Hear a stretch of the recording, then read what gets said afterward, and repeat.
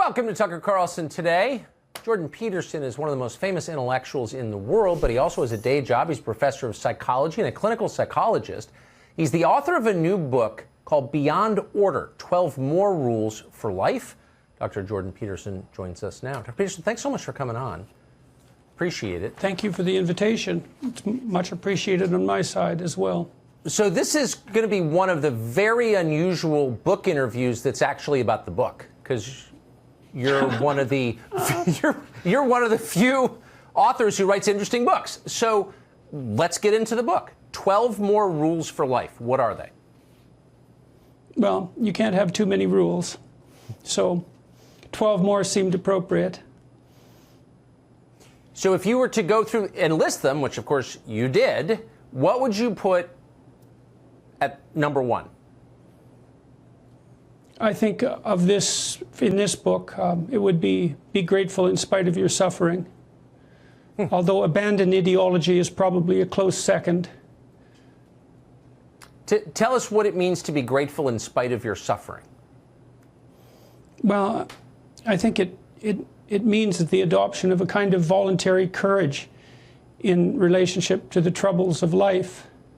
I mean, you know, we hear about people who do, what would you say, take incomprehensible actions quite frequently. People who shoot up schools, engage in heinous acts, mass shootings and so forth. And they're driven by a tremendous bitterness about the conditions of their life, rightly or wrongly. They're tortured by their own psychology. They feel prey to the tyranny of society, and they're made uncomfortable by their intrinsic vulnerability. And those are problems that we all face, right? The inadequacy of our biological structure and the catastrophe of our social relations and the iniquity of our own heart. And it's very easy to become bitter as a consequence of that.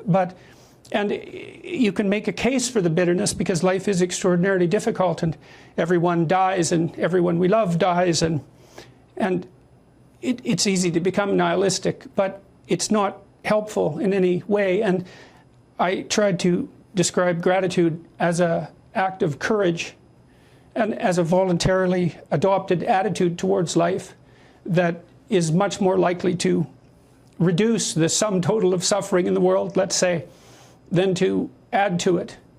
And so it's something to practice. It's not precisely a rational conclusion that life is constituted such that anyone sensible would be grateful.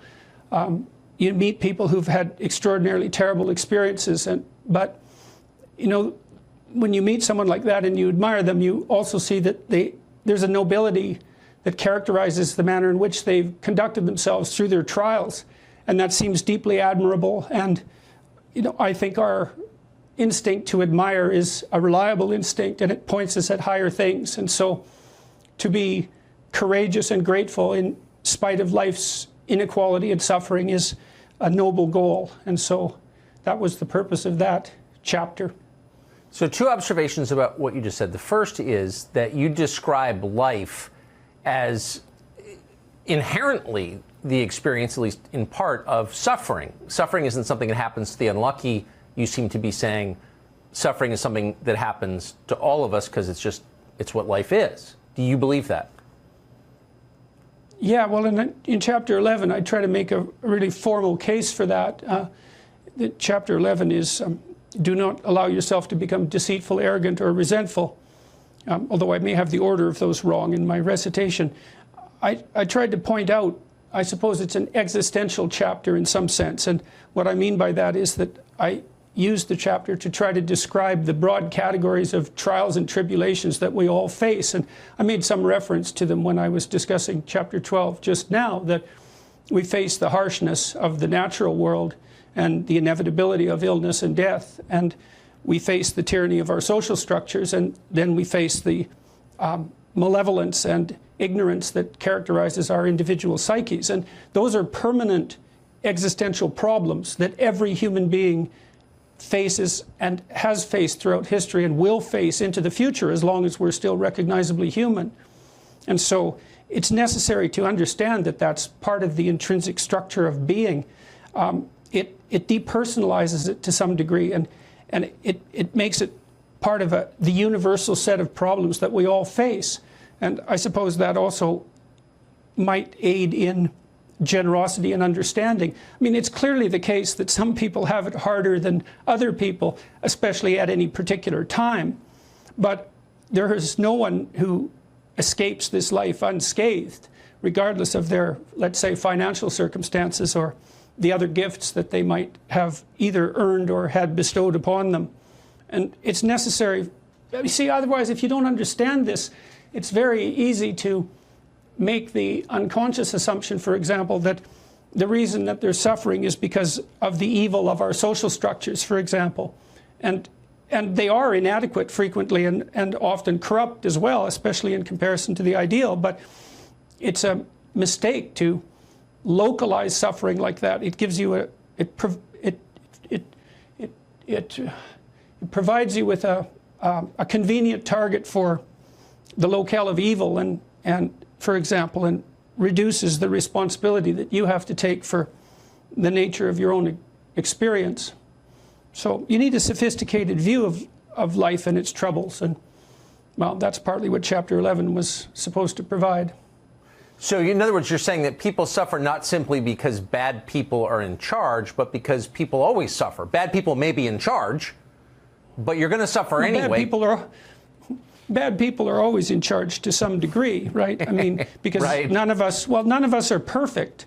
And right. It isn't obvious that if you or I were in charge, for example, that would be a radical improvement with regards to the world's net total of badness. We might say, you know, we're always faced with the problem of inadequate social institutions, but I think it's more appropriate to view that as a human problem rather than to point to, an easily identifiable set of intrinsically malevolent perpetrators who bear no relationship whatsoever to ourselves. It's an immature way of looking at the world. I mean, people are pretty much, well, we're all flawed, put it that way, and all of us carry the same propensity for tyranny in some sense that we often accuse our leaders of manifesting. So, and I think that's best constrained within the confines of your own soul. At least, it's safer. That's safer than taking it out on someone else, let's say. Yes. That isn't to say it's not like I fail to recognize that there are times when social action is necessary, political action and action at the level of the group, but I'm a psychologist and I tend to concentrate more on the role of the individual and the responsibilities of the individual. So it sounds like you're skeptical of the claim, which we often hear, that if we could just change the system, everything would be perfect. Yeah, well, good luck with that.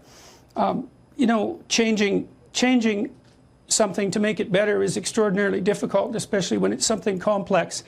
Especially when it's something complex that's already functioning moderately well. I mean, there's very few among us who would take a monkey wrench into a power plant, but there are many of us who would discuss the transformation of the world's means of generating electricity, let's say, or of generating energy. We have a misguided sense of how complex these systems are, and an overestimation of our ability to make them better as a mere application of some ideological presupposition. It's especially true with regards to the institutions that we've formulated, I would say, in the last several hundred years in the West, because they're extraordinarily functional by historical standards, by world standards for that matter, and flawed though they may be, they're better than anything that's ever been produced. And to think that you can, by some whim, magically make them better, especially as a consequence of some revolutionary transformation that's ideologically predicated, it's a sign both of a profound historical ignorance, an overarching narcissism, and of deep hidden malevolence, a combination of all those things. I hope that our viewers are listening very carefully to what you're saying, because there's a lot there and it's profound. But if I were to sum it up, what I hear you asking for is humility and perspective. How do you inculcate those things in a population? Well, I think you do it by enticing people. I put out a little clip from an interview I had recently with Chris Williamson about truth. So, you know, one of the things that revolutionary movements have to offer young people is a sense of romantic adventure.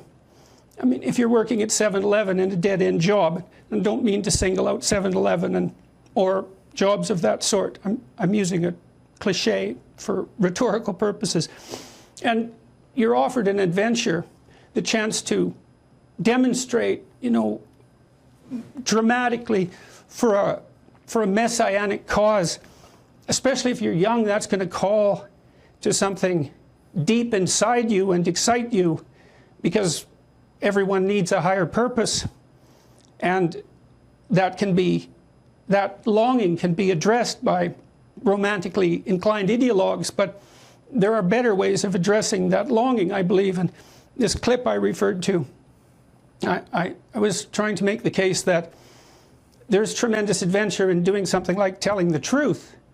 You know, people often use their language in a expedient form, in a manipulative form. So, for example, before this interview, I could have sat down and decided that the purpose of the interview was to sell a certain number of books, let's say, and that I should spin the conversation in a manner most likely to make that occur.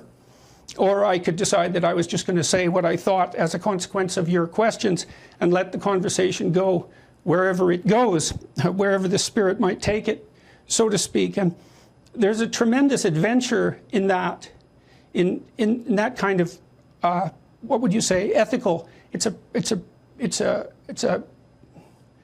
demanding ethical striving, and it's a form of responsibility to pay attention to what you say and to only say things that you believe to be true. And there's an insane adventure in that, because you have no idea what's going to happen if you do that.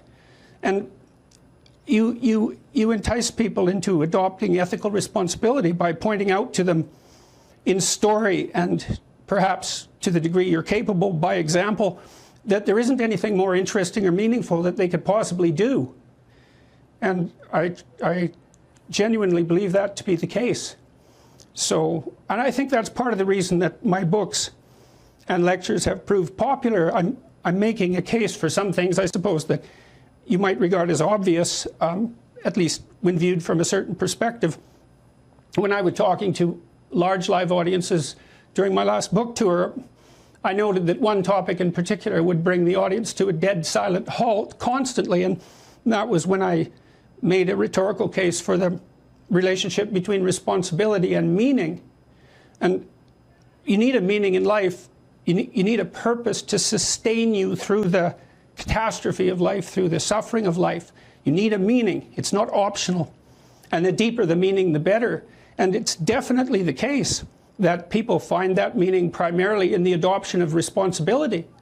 And that case isn't being made well in our culture, especially not to young people. But there's a hunger, a mass hunger for that idea. And I suppose that's because it's been ignored or hasn't been articulated well for, you know, a number of decades in the popular culture. But that's where it's better than happiness, that meaning. It's deeper than happiness, happiness is fleeting and easily chased away, I suppose, in some sense by misery. But the meaning that comes along with the adoption of heavy responsibility, that's sustaining through good times and bad.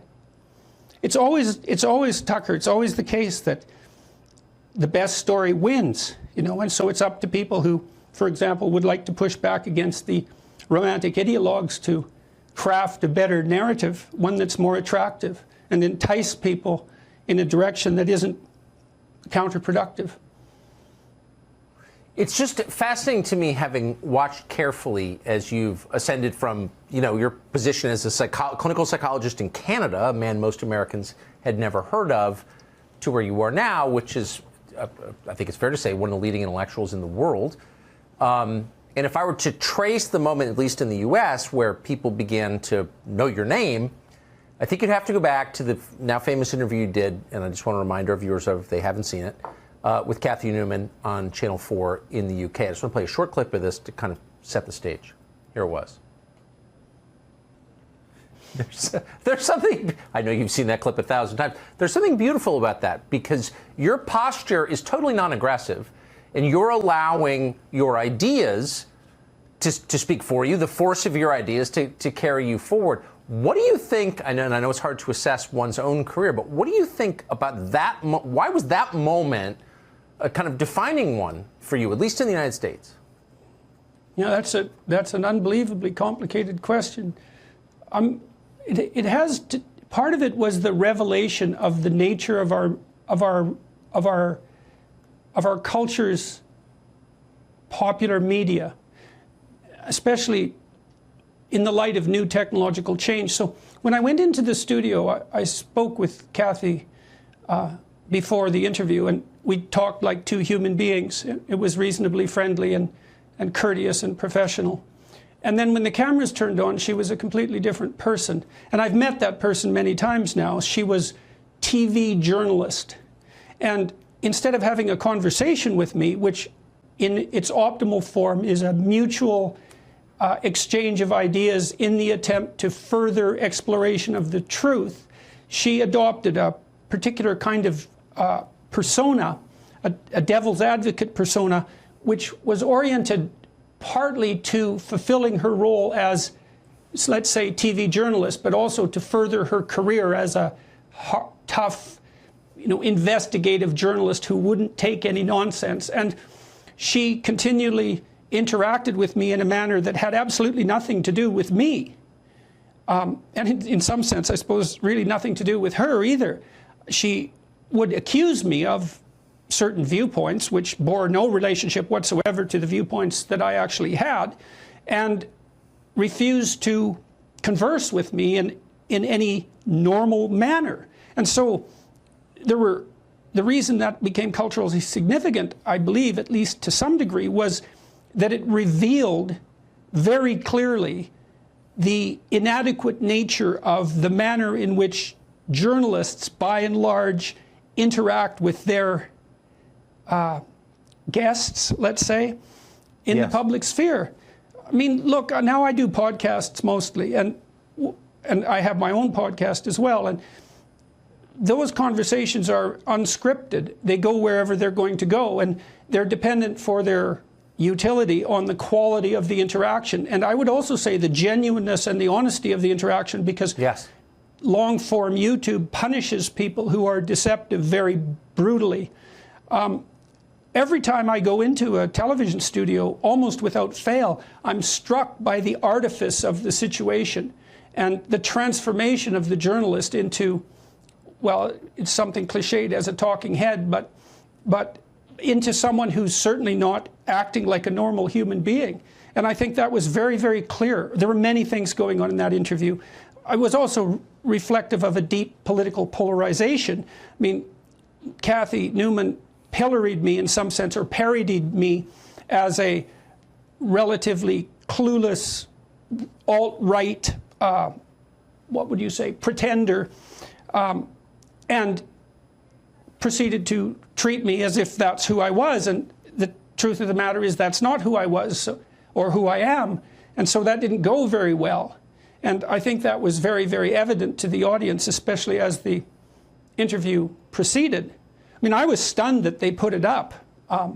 Actually, I couldn't believe they released the interview as a whole, and also believed that it had gone quite well, when it certainly went well in terms of it being interesting, but it didn't go well as an interview that reflected well on Ms. Newman or on the business, the enterprise that gave rise to the interview.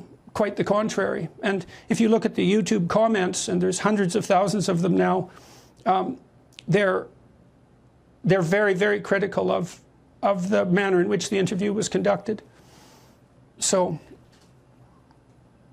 she simply wasn't equipped, really, to have the conversation that she had spurred with you, at all. But what I was so struck by was she didn't really want to know what you thought. And it's not just Kathy Newman, whom I don't know, and I don't want to pick on her specifically. There are many like her. But she didn't want to get information from you. She didn't want to understand what you were trying to say. She was trying to discredit and silence you, obviously. I'm in this world trust me, that's what she was trying to do. But why? Why? You're not a representative of a political party. You're not, I've never heard you say anything openly political, advocate for any elected official. You're a clinical psychologist. Why do you think she found you threatening enough to try and silence you? Well, it wasn't exactly that she was trying to silence me, right? She was trying to reduce me to a dismissible parody. Right. I would say, which is even more effective in some sense than silencing. And of course, that attempt has been made in relationship to me many, many, many times. It's like a weekly occurrence or a monthly occurrence.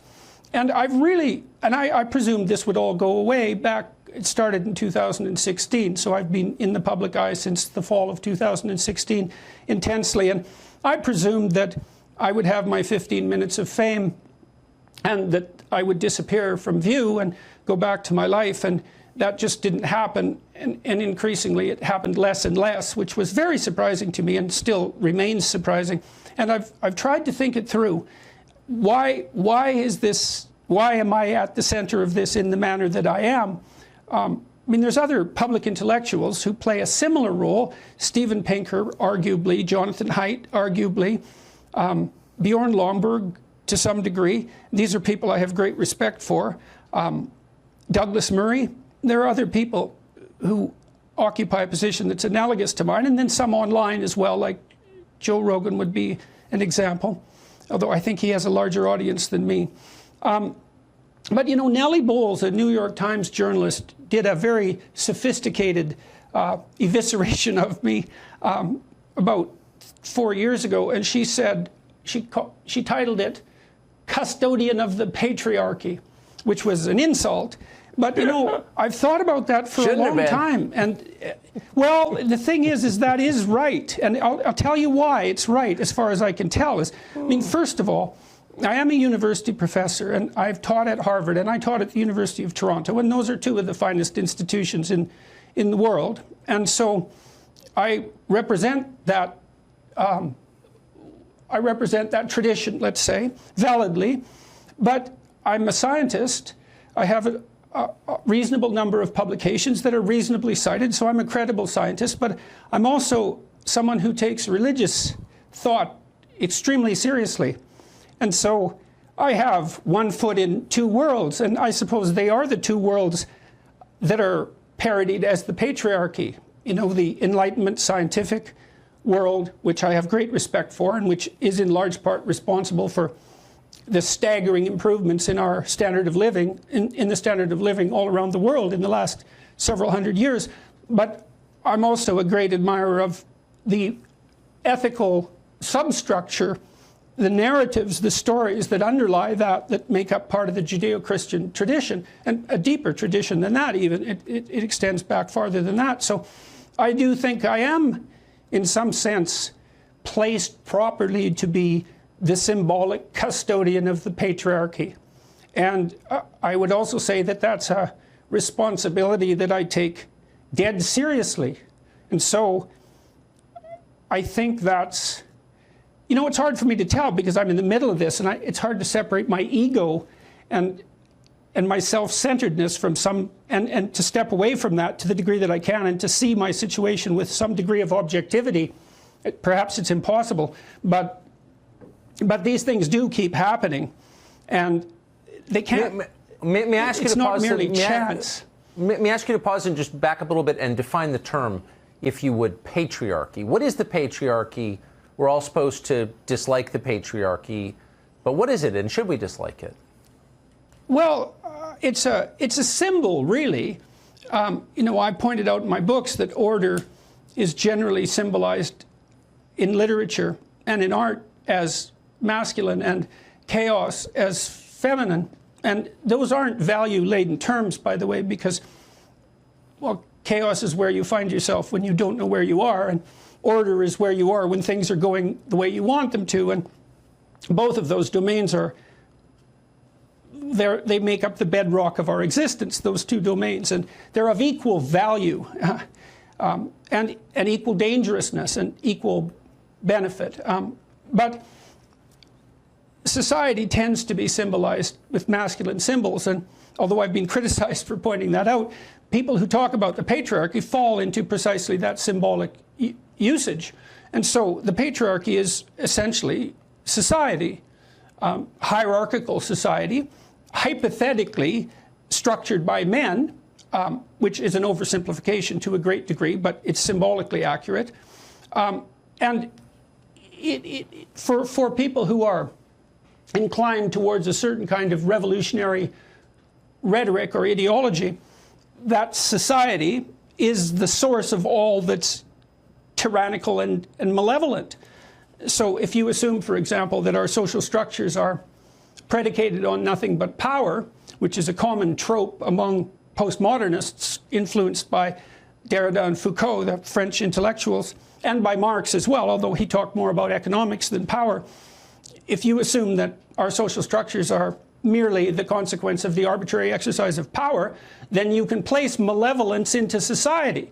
And then, well, then you have a cause for everything that's gone astray in the world, and you have an enemy that isn't you, that you can be morally superior to, and then you also can justify your behavior with your utopian dream, which is that, you know, if you were somehow given control of the patriarchy, well, the utopia would arrive the next day, which of course is complete nonsense.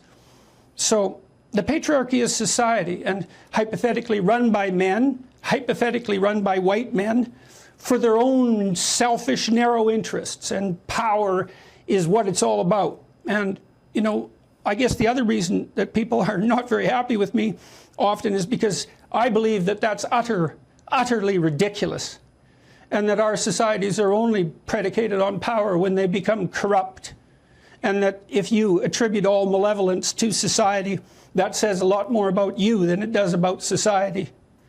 So I suppose statements like that don't make me very popular among revolutionaries who think that if they just overthrew the current power structure and put up a new polity based on their ideology, that the kingdom of heaven would arrive tomorrow.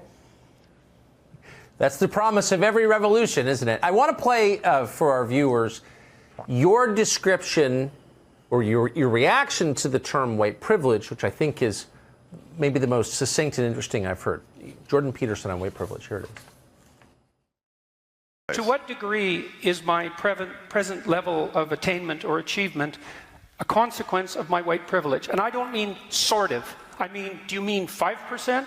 Do you mean 15%? Do you mean 25%? Do you mean 75%? And what do you propose I do about it? How about a tax?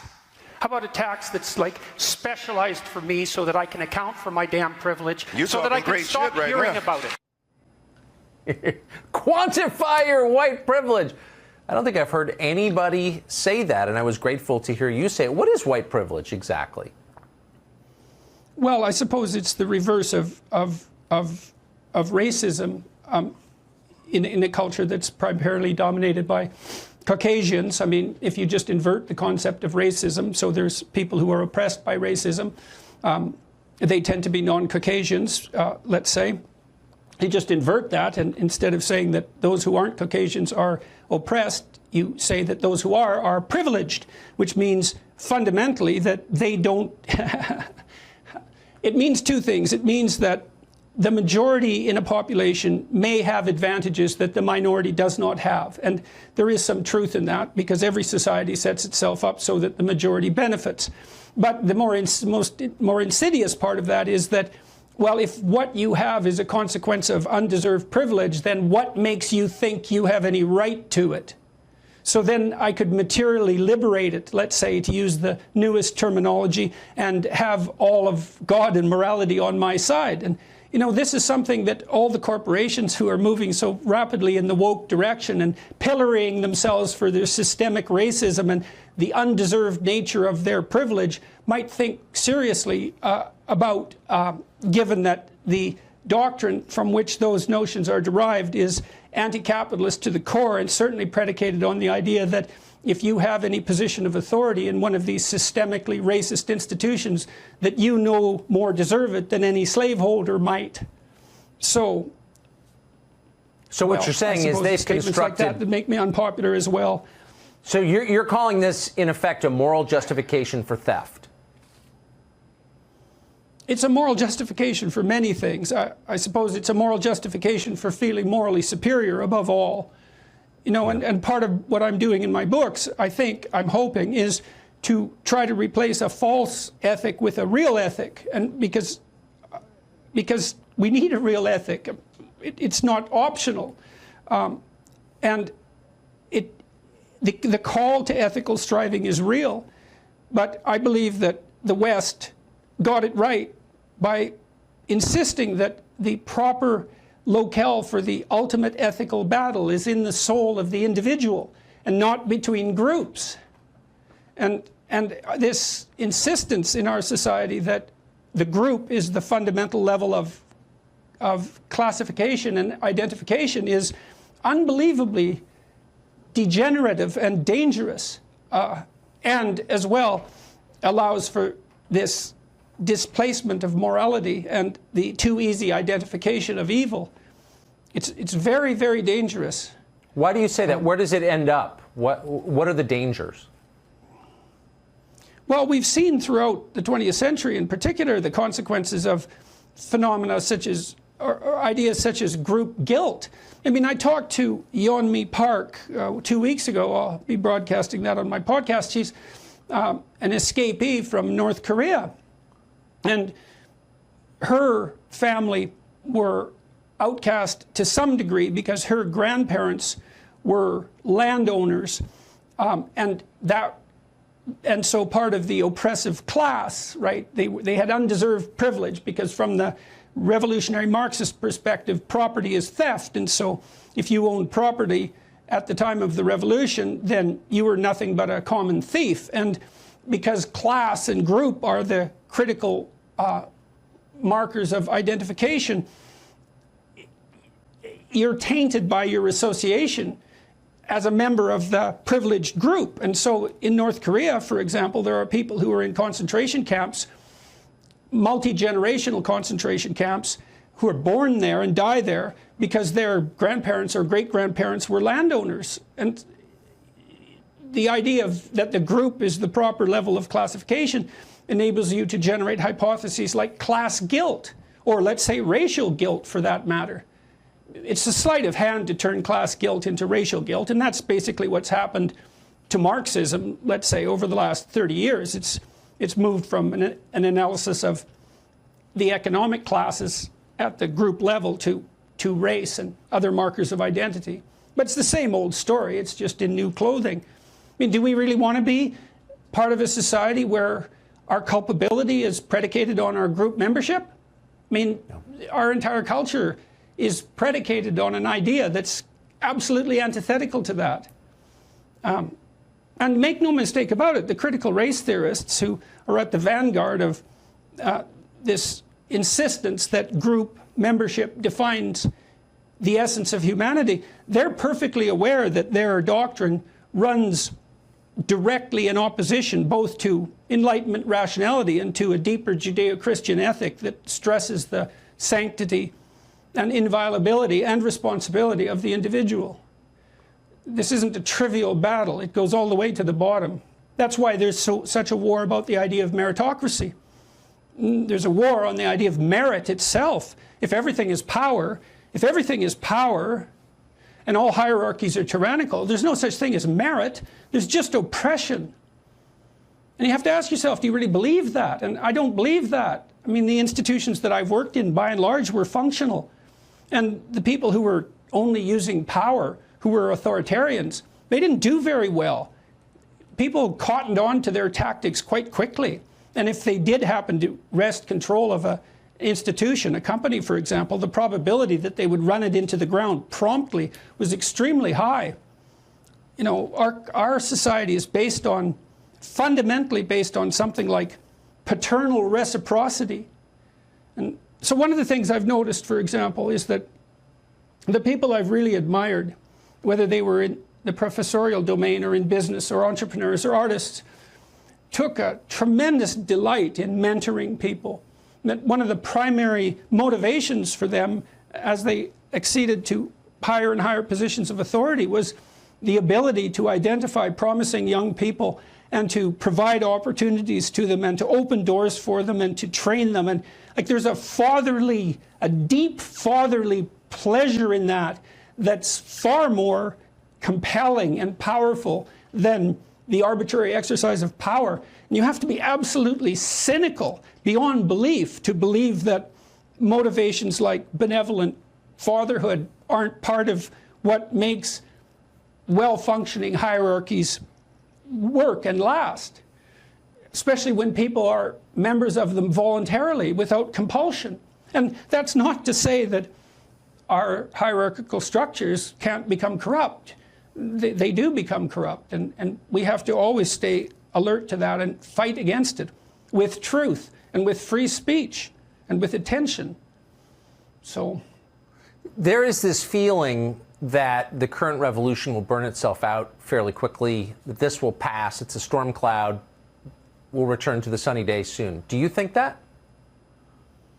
Well, you know, I've learned never to count out the Americans, speaking as a Canadian. I mean, your country has been through all sorts of upheavals in the past. Things were quite unstable, say, between 1968 and 1972, probably about as unstable as they are now, perhaps even more so. And you sailed through, you know, with flying colors, and you have an incredibly diverse culture with many, many pockets of independent strength, constant creativity, constant ability to renew yourselves in the aftermath of setbacks. So I'd always be loath to count the Americans in particular out. Having said that, I believe that the threat posed by these nonsensical ideologies is genuine. I certainly believe the universities have been corrupted to an almost untenable degree. I see and perhaps to a degree that's actually fatal to the universities themselves. I see the same thing happening increasingly in the education system, you know, for high school kids and junior high and so forth. Faculties of education are perhaps the most corrupt institutions in the university, and that's really saying a lot. And they're spreading their critical race theory nonsense, let's say. It's not just nonsense, because it's also malevolent. So it's more than nonsense. They're spreading it as fast as they possibly can. It's not a necessity that we get through this unscathed. I think it's the most likely outcome, but that also assumes that people of goodwill don't remain silent and allow themselves to be pushed around by a tiny minority of noisy radicals who have cornered the market on moral propriety and are using it as a weapon. It's 3% of the population, maybe, something like that, 3 to 5%. It's so nice to be reminded of that. So, two quick questions. Why has the majority allowed itself to be bullied by what you describe as a tiny minority of unhappy people, of radicals? And second, what does the majority do in the face of this? What does the average person, leaving politics aside, doesn't matter who you voted for, but you believe in kind of the core tenets of the country, how do you respond to these challenges right now? And why haven't people? Well, I think part of the problem is the problem of deciding where to draw the line. I just talked to Paul Rossi, who's a New York high school teacher who wrote a column for Barry Weiss's Substack, where he decried the movement of progressive ideas, so-called progressive ideas, into the curriculum at the private high school, Grace Church, I believe, that he taught at. And of course, he was promptly fired for his efforts, although he has been offered many jobs in the aftermath of that, so that was heartening. In any case, we talked about that a fair bit, and part of the problem is, well, where do you draw the line exactly? You know, that clip you played when at the Monk debate where I was talking about white privilege, I was trying to force my opponent's hand and say, well, okay, I have white privilege. Well, just exactly how much do I have? Because I'm not going to stand for adopting an infinite amount of it. You know, if we're going to have this discussion, we're going to define our terms. Of course, that never happened. But it's a very tricky business to decide when enough is enough. So Paul Rossi himself said that when the anti-racism curriculum was first developed at Grace Church, he was enthusiastically in favor of it. And you think, well, of course he was, because he's a decent person. And who isn't in favor of anti-racism? Right. Right? That's right. Yeah, well, so these ideas come in the guise of morality, and a morality that's so deep in some sense that its validity is undeniable. Well, of course we have to fight racism, but the devil's in the details. And so, I'm not very fond of buzzwords, slogans. Slogan means battle cry of the dead, by the way, that's its etymology. Diversity. Well, who's against diversity? Equity. Well, that sounds good, but it means equality of outcome. And so that's not so good, because equality of outcomes means no differences are tolerated fundamentally. Diversity, inclusivity. Well, who isn't inclusive? Who doesn't want to be inclusive? I mean, even if you're the harshest capitalist in the world, you at least want the opportunity to exploit everyone equally. Well, these are all wolves in sheep's clothing. And if you stand up and say, well, enough diversity talk, well, then people shake their fist at you and call you a Nazi, or a supervillain magic Nazi in my case. And well, so the cost. You see, you have to stand up and say that you're against something that sounds good at some point where it isn't obvious that it's crucial for you to do that, unless there's something wrong with you. And then what's going to happen? And this will absolutely happen to you. This will happen to you. You will get jumped. You'll get isolated. You'll get attacked. And my observation has been a mob of 20 people on Twitter is enough to make a corporation, to make a multinational corporation apologize for its real or imagined wrongdoings. And it's devastating to an individual. We seem to react psychologically to such things as if 20 angry neighbors showed up on our doorstep with pitchforks and torches. And the logical conclusion to derive in a situation like that is that, well, maybe you did something wrong. Right? I mean, that's what someone who isn't a psychopath would think, is like, well, all my neighbors upset, maybe I said something stupid. And so it's very, very difficult to draw the line. And I've been talking to many moderate Democrats about this problem, because most Democrats are moderate. But they don't have a story to push back against the radicals with. They don't have a romantic, compelling story the way the radicals do. And they have a great difficulty figuring out when it's gone too far exactly. So that's something we have to decide as a society. I mean, I don't like the diversity, inclusivity, and equity triad. I think that there's something deeply rotten about that discourse. And any attempts that are made to alter the structure of a social institution based on those principles is, in my estimation, to be regarded with extreme skepticism. So it's a technical problem in part. And then you said, well, what can individuals do? And, well, in chapter 3 of my new book, Beyond Order, the chapter is called Do Not Hide Things in the Fog. And the idea there is that, you'll notice at some point that something is bothering you. Maybe something's bothering you about work. Maybe the new HR initiatives calling you a systemic racist, let's say, or calling the organization systemically racist, and calling you racist either unconsciously or consciously by misusing psychological tests that have no validity whatsoever for the purpose they're being put to, by the way. Maybe that's making it difficult for you to enjoy going to work. Okay? Maybe your conscience is bothering you a little bit. And what that means is maybe you have something to say. And you don't want to say it because, well, you have a wife or a husband who depends on your income, you have children, and these are not trivial concerns.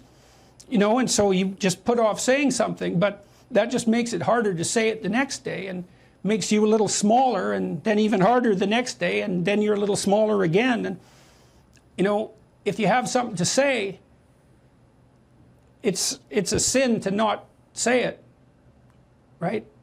It's not appropriate, especially in a free society.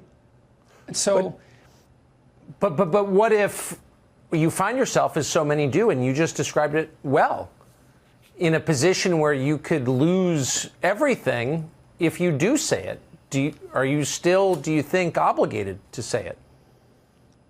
Well, people ask me why was willing to speak out about the matters I did speak out in Canada. And for me, it was a matter of being more afraid of the alternative. You know, the Canadian government put forward a piece of legislation that compelled speech, essentially, that required people on the pain of punishment by law to use pronouns that the identity politics folks were what would you call, promoting. And I guess that was the hill I chose to die on, because I felt that it was absolutely inappropriate move on the political front to compel speech of any sort. I mean, your Supreme Court forbade that, except in limited cases in commercial speech, I believe in 1942. I thought it was an inappropriate foray of the political sphere into the religious sphere, actually, because I think that voluntary speech is sacred. Your capacity to engage in voluntary speech is sacred. And so I objected. The reason I objected was not so much a consequence of any courage on my part, but because I was more afraid of the alternative.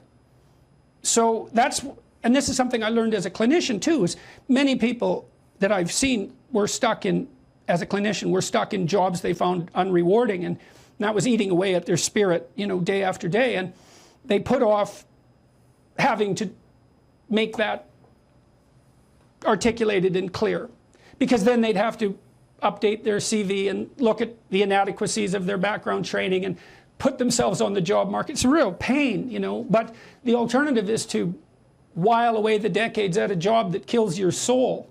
And that happens bit by bit, and so it's not very dramatic, but over the long run, it's hell. And so, you know, if you have something to say and you're not saying it, then as far as I'm concerned, you're just storing up some hell for later and for more people and maybe for your children.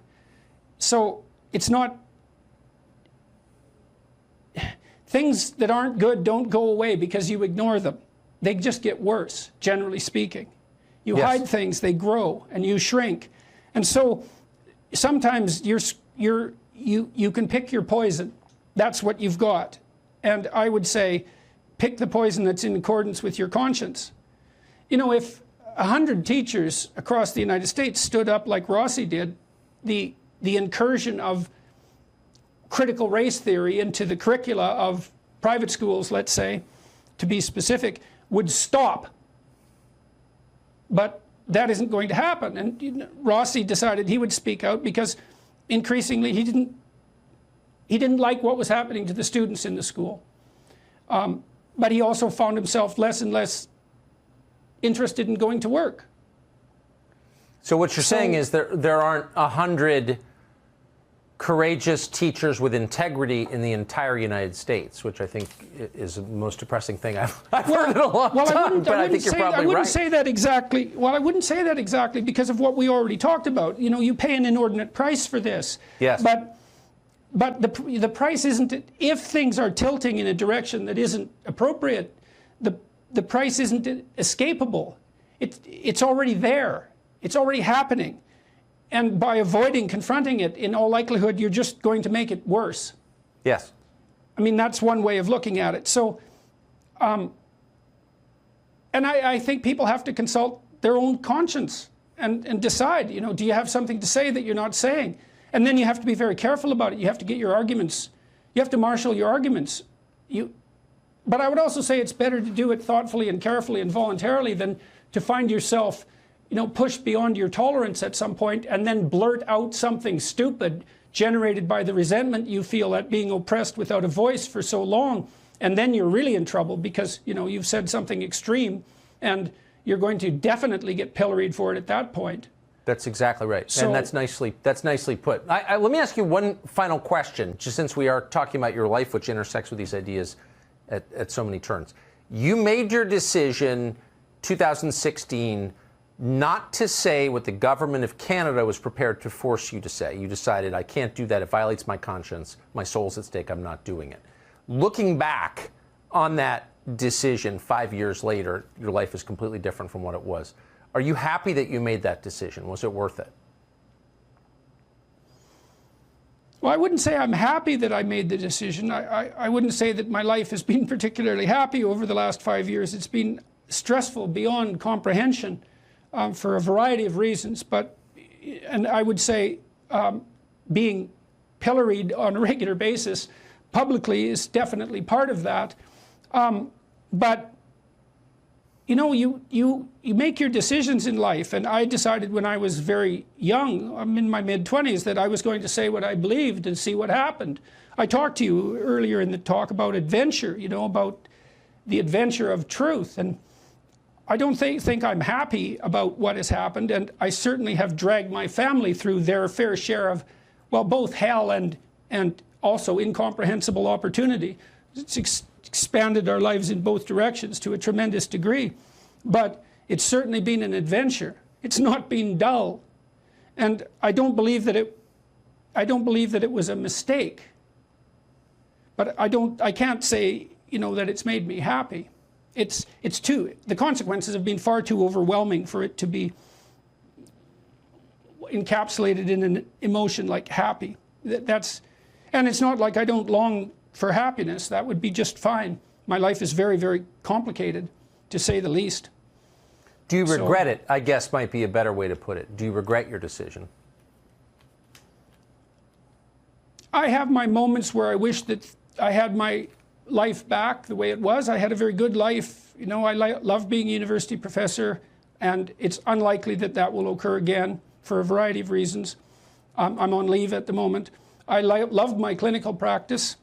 I had a lovely life, and that's been terribly disrupted. But it doesn't matter, because I made my decision long ago that I was going to say what I believe to be true and take the consequences. And so, see, I think that we talked at the beginning of this interview about gratitude, right? And I said it's a form of courage in the face of the catastrophe of existence. And so it's an attitude that you adopt voluntarily and that you have to practice. It's a decision to be grateful. It's a decision. And here's a decision in relationship to the truth. And I believe that this is something that everyone decides for themselves, whether they know it or not. See, I believe that the consequences of telling the truth are,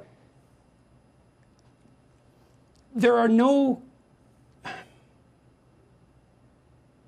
whatever happens as a consequence of telling the truth is the best thing that can happen. It doesn't really matter how it looks to you at the moment, or maybe even across the years. Because you have to, it's an article of faith in some sense. Do you believe that reality is better constituted as a consequence of truth or falsity?